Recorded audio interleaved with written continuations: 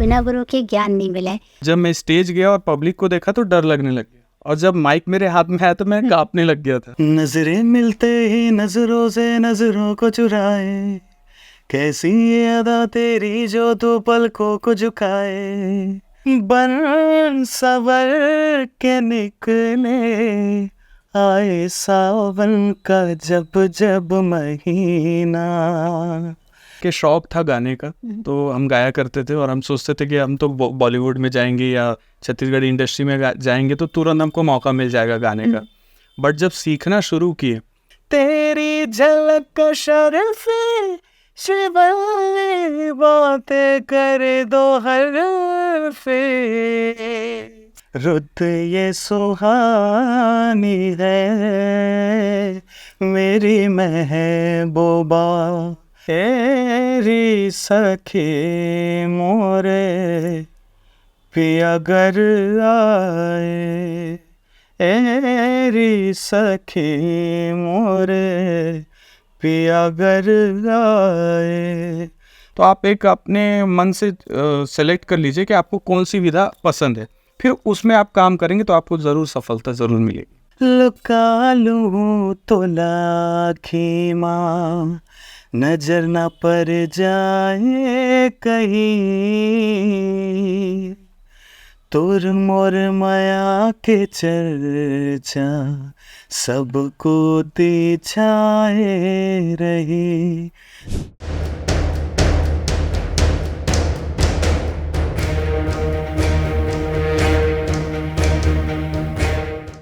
नमस्ते, राम राम, जय जोहार। आरजे मनिका के जमो झलना प्रणाम। और भाई हमार सियान मनखे मलना मोर पाए लागी। तो संगवारी हो, देखो उतलंगा न्यूज़ में हमार जिन क्रम ही कि हमने माँ कलाकार मन ले गोड़ बात करतन। भाई आज जन कलाकार ले बात करबो उखर पहले हमन उखर आवाज़ ला सुनथन। तो सबले पहले भैया ले निवेदन है कि आप मन एक गाना गा देते हो तो हमारे संगवारी मन खुश हो जाते जी। लुका लूँ तो लाखी माँ, नजर न पड़ जाए कहीं, लुका लूँ तो लाखी माँ, नजर न पड़ जाए कहीं,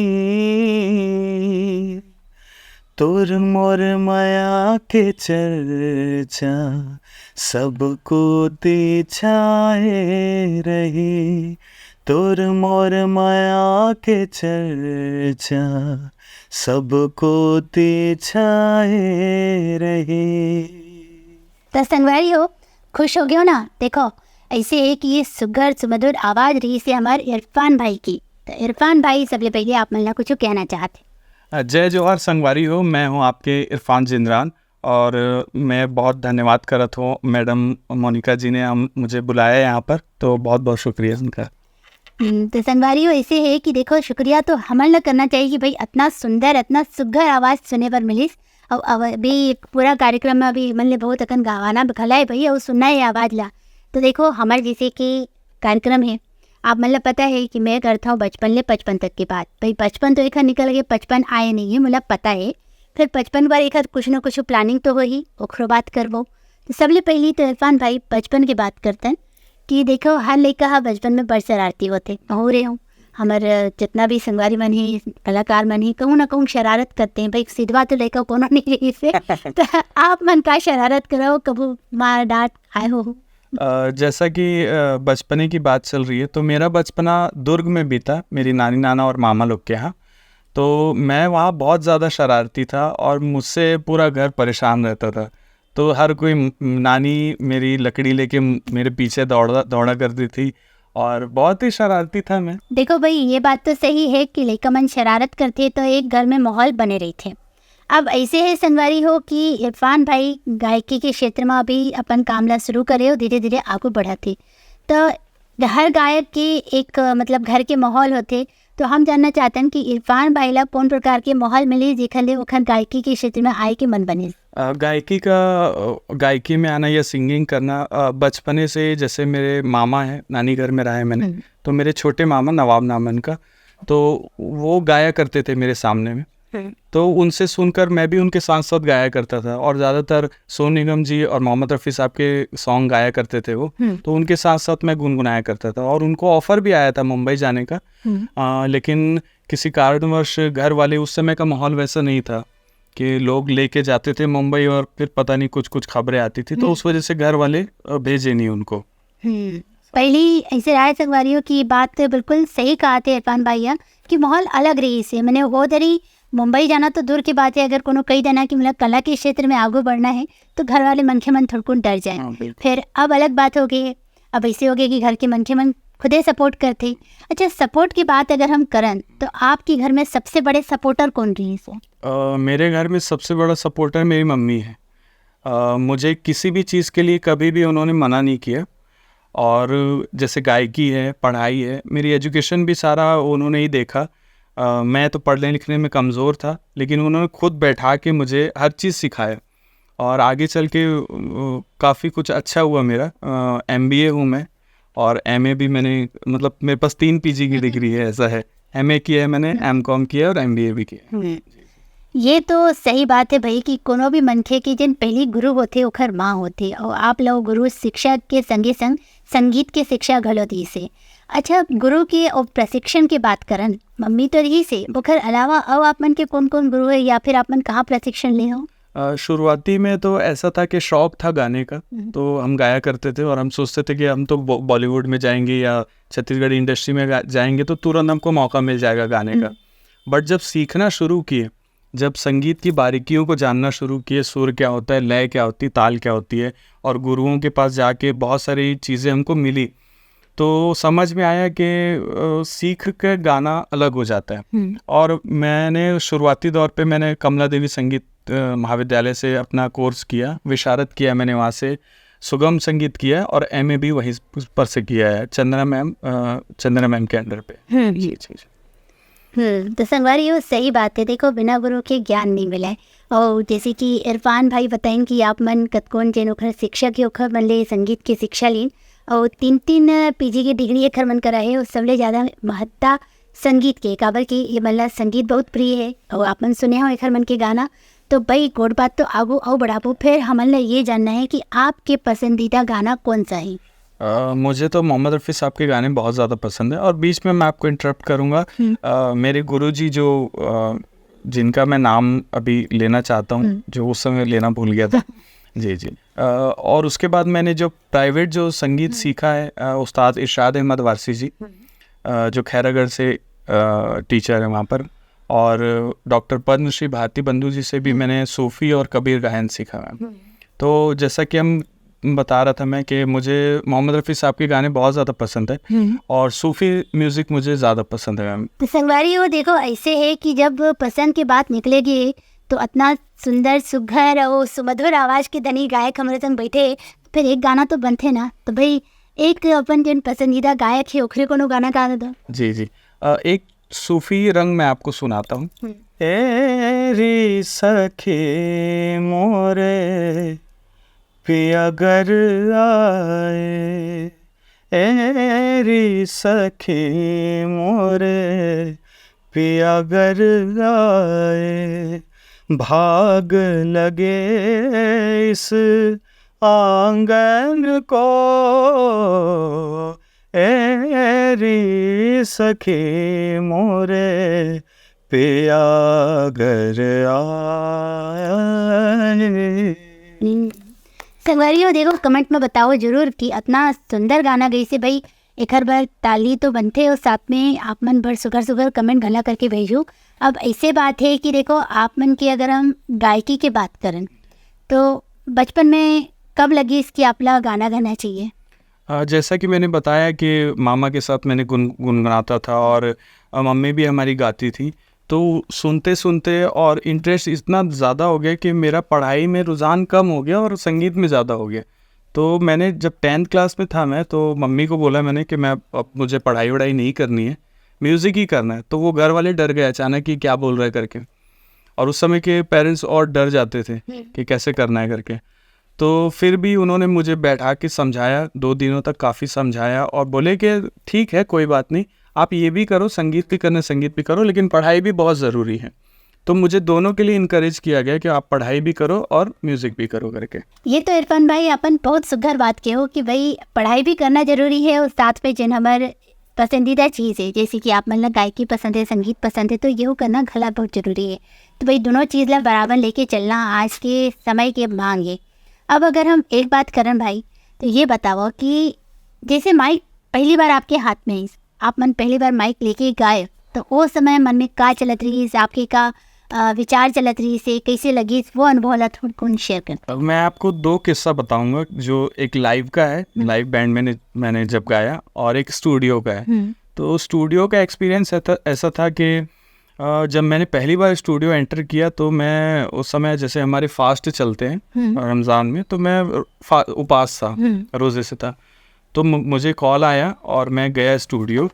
तो स्टूडियो जाने के बाद ऐसा हुआ कि मेरे लिए सब नया था और मैंने एंटर किया। उसके बाद सारे लोग बताने लग गए आपको ऐसा करना है, ऐसा करना है। तो जब मैं माइक्रोफोन के पीछे गया तो मुझे कुछ समझ में ही नहीं आ रहा था, मैं ब्लैंक हो गया था। उसके बाद धीरे धीरे 1-2 घंटा मैंने रेस्ट किया, फिर वो लोग ने समझाया कि आपको ऐसे करना है, आपको ऐसे साउंड आएगा, ये आएगा। फिर उसके बाद कंटिन्यू हुआ तो काफ़ी अच्छा लगा मुझे। और दूसरा एक्सपीरियंस जो स्टेज का है, स्टेज में जब मुझे बैक स्टेज ऐसा लगा कि मैं तो बहुत अच्छा गाने वाला हूँ, बट जब मैं स्टेज गया और पब्लिक को देखा तो डर लगने लग गया। और जब माइक मेरे हाथ में आया तो मैं काँपने लग गया था लिटरली। और उस दिन भी मैंने मोहम्मद रफ़ी साहब का वो गाना गाया, आने से उसके आए बाहर, ये वाला सॉन्ग मैंने परफॉर्म किया था। तो स्थाई मुखड़ा गाने के बाद जब मैं अंतरे में आया तब मुझे सांस में सांस आई, क्योंकि सारे फ्रेंड लोग मेरे बैठे हुए थे, उन्होंने इनकरेज किया, ताली वाली बजाई, तो फिर काफ़ी मुझे अच्छा लगा और मैं रिलैक्स फील किया। तो फिर काफ़ी अच्छा शो हुआ वो वाला। तो संगवारी का बोलते हो भाई, वो जो गाना की एक्सपीरियंस एक बार फिर ले लें, तो इरफान भाई वो गाना के 1 लाइन 2 लाइन हमारा फिर सुना दो। अरे बिल्कुल, मैं अपने अंदाज में सुनाता हूँ। बिल्कुल।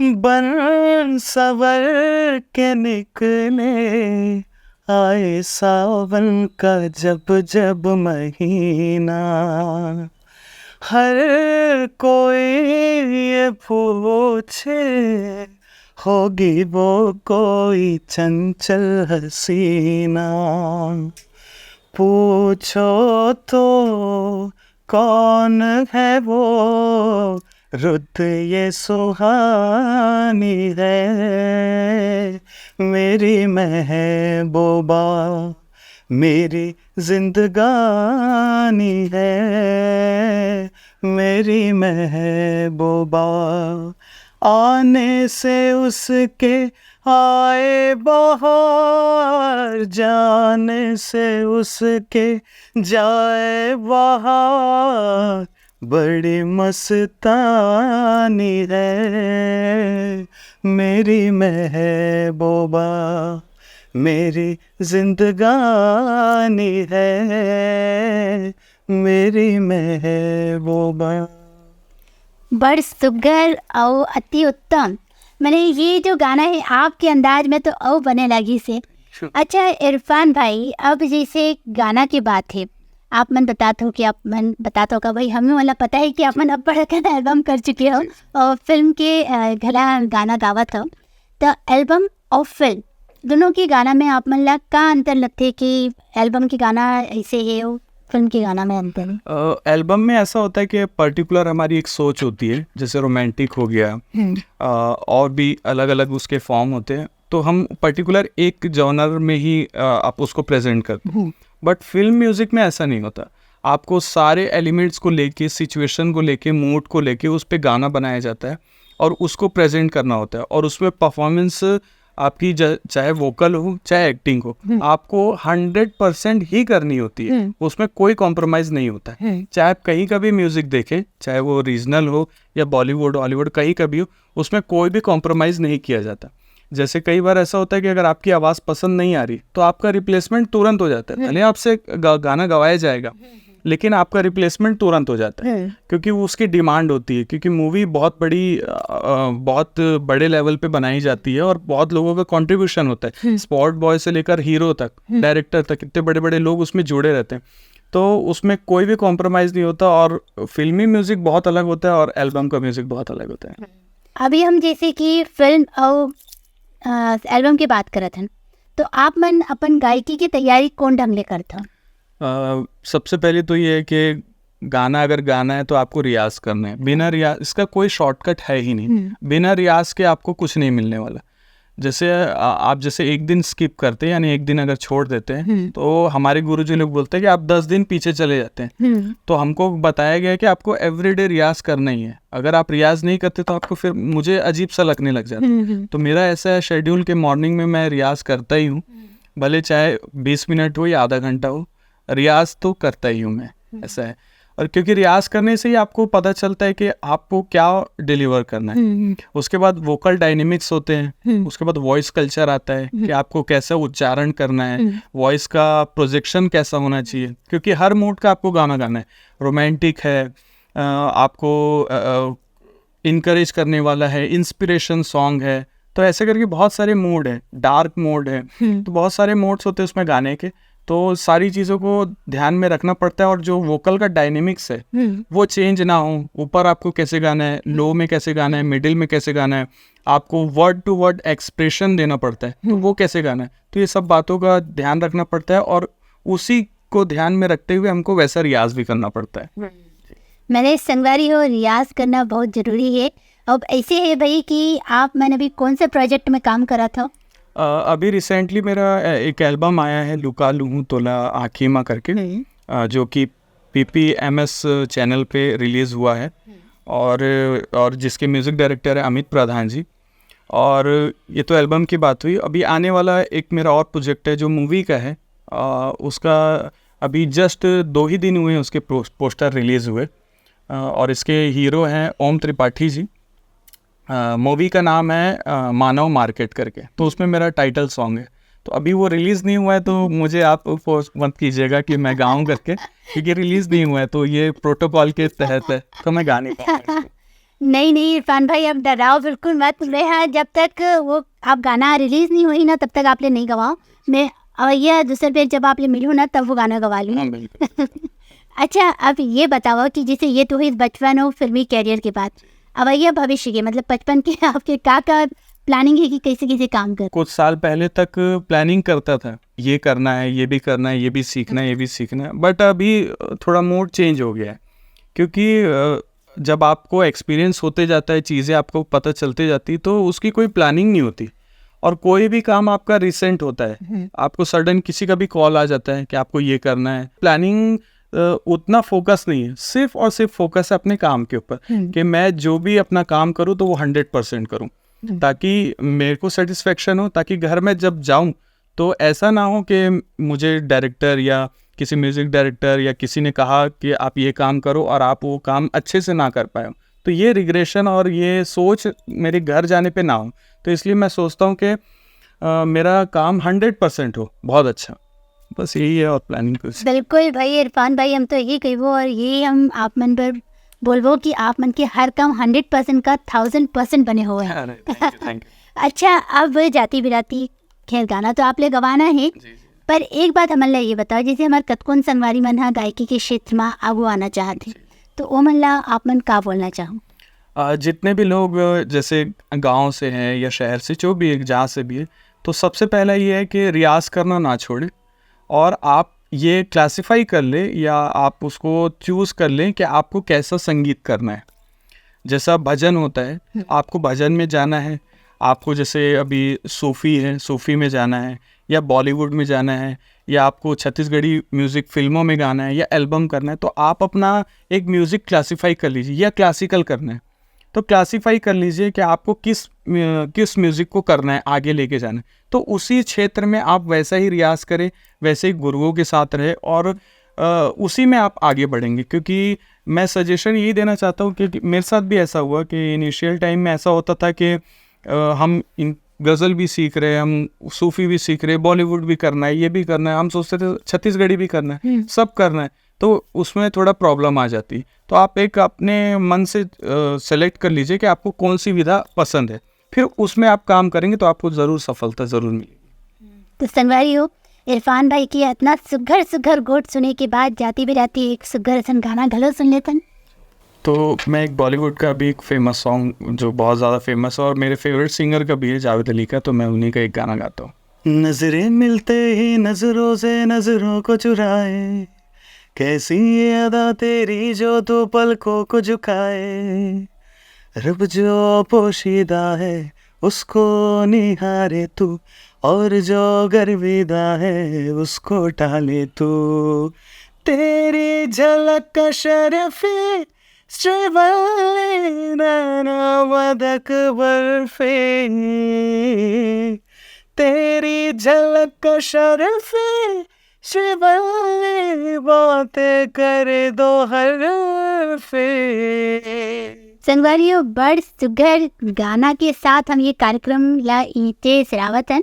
ऐसे भाई कि देखो मैं तो ये कहूँ कि इरफान भाई अपना सुघर आवाज़ के धनी इंसान आज हमारे संग आइन बैठीन गाना गला गा के बताइन, ये खातिर आप मन के बहुत बहुत धन्यवाद। आपका भी मैं बहुत बहुत शुक्रिया करता हूँ कि आपने मुझे बुलाया। तो संगवारियों अब हुआ थे जाए कि बेरा तो दो विदा। मैं ये कहूँ कि सभी जनमन स्वस्थ रहो, मस्त रहो, व्यस्त रहो, परिवार के संग रहो, खुश रहो। जम्मो चल्ला हमारे के राम राम।